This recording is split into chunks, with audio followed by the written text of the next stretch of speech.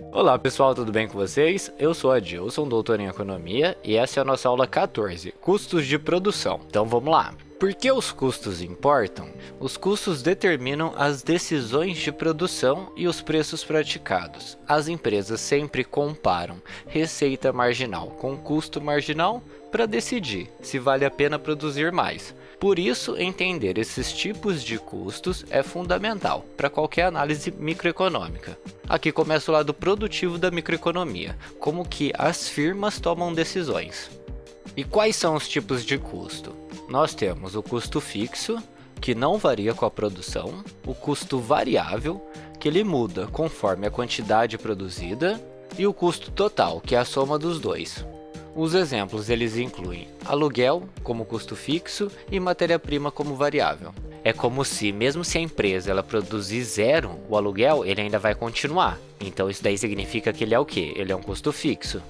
Portanto, o custo médio ele é representado pelo custo total dividido pela quantidade produzida.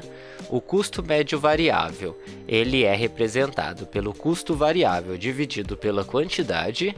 E o custo marginal ele é representado pela variação no custo total dividido pela variação na quantidade. Onde o custo marginal é que vai determinar, que vai orientar a expansão ou a redução da produção. O custo marginal é como se ele fosse o motor, entre aspas, das decisões da firma.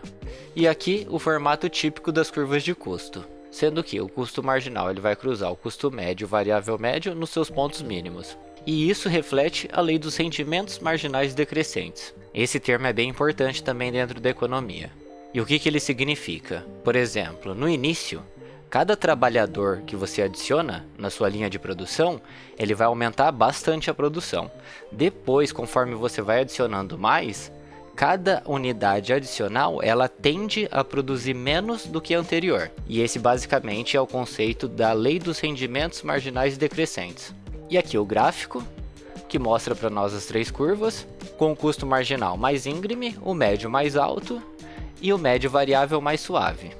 Sendo que o custo marginal ele vai cruzar tanto o médio variável quanto o médio. Então, com as curvas já apresentadas, vai faltar o quê? Vai faltar diferenciar o que muda no curto e no longo prazo.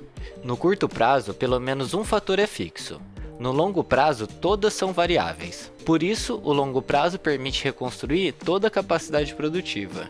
E os seus custos eles tendem a ser menores devido à flexibilidade maior da firma. E essa diferença então que vai ser decisiva para entender tanto a curva de custo quanto a decisão de escala. E os exemplos práticos de custo fixo, eles incluem o aluguel da fábrica, os contratos fixos permanentes. O custo variável inclui matéria-prima, horas extras, energia. O custo marginal é o custo de produzir a próxima unidade e o custo médio é o custo por unidade produzida. E como de costume, uma questão então para a gente fixar e praticar o conteúdo. O custo marginal é definido como a opção A, o custo total dividido pela quantidade produzida, a opção B, a variação no custo total ao produzir uma unidade adicional, a opção C, a diferença entre custo fixo e variável, ou a opção D, o custo de todos os insumos utilizados na produção. Eu vou deixar um tempo aqui para vocês e na sequência já venho com a resposta correta. Valendo!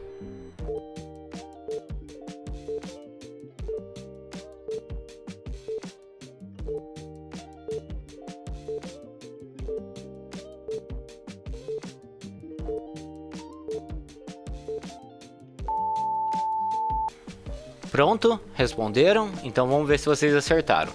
A alternativa correta é a letra B, a variação no custo total ao produzir uma unidade adicional.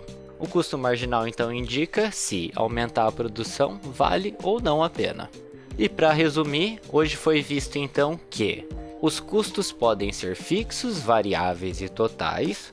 Custo médio, custo variável médio e custo marginal são essenciais para decisões de produção. No curto prazo há fatores fixos e no longo prazo tudo é variável. E o custo marginal ele cruza custo médio e custo médio variável em seus pontos mínimos. E agora que conhecemos os custos, vamos ver como que eles moldam o comportamento das empresas dentro de cada estrutura de mercado. Mas antes, as referências que foram utilizadas na bibliografia de hoje. E é isso, pessoal. Eu espero que vocês tenham gostado e se ficou qualquer dúvida é só deixar aí nos comentários. E como eu tinha dito, a próxima aula é sobre estruturas de mercado, aula 15. Então, vamos lá. Tô esperando vocês.